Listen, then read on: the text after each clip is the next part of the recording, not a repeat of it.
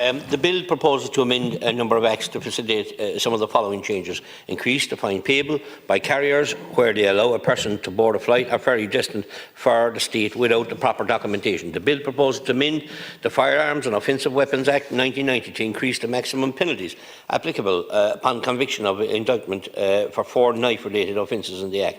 These amendments aim to increase the maximum penalties upon the conviction of an indictment for 4 knife-related offences. The offences include possession in a public place of an article intended to cause injury, trespass with a knife or another weapon, production of an article capable of inflicting serious injury, and manufacture, sale, hire or loan of offensive weapons. These offences can be dealt with either summarily or on an indictment, depending on the seriousness of the offence. The proposed amendments only increase the penalties on the indictment, thus targeting more serious forms of knife crime. This move is seen as a crucial step in addressing the growing concern over knife-related crimes. This could have a deterrent effect, potentially reducing the prevalence of such crimes. For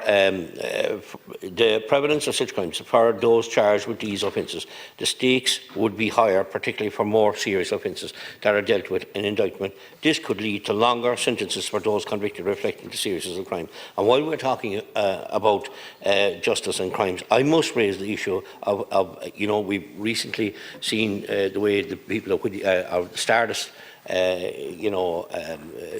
families were suffered for so many years without getting justice and without being, without maybe crimes that were carried out being admitted. And while we're speaking about justice and crime, I must raise again the issue of Hoodie Island. And for the record of the Dáil, I will continue to raise this on behalf of the people who perished that night, way back on the 8th of January 1979.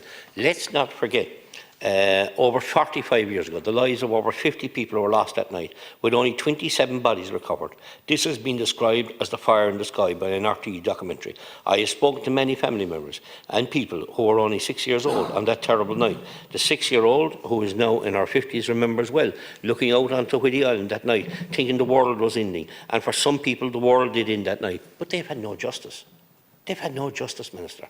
So we talk about justice in this Dáil, we talk rights, and we gave the people, the Stardust family, justice. But how many years did they beg for that justice before they got it? And the people, the Stardust families, the Whitty families, are asking for the same justice and the same respect. And the state are leading into a cover-up situation where they continuously refuse that.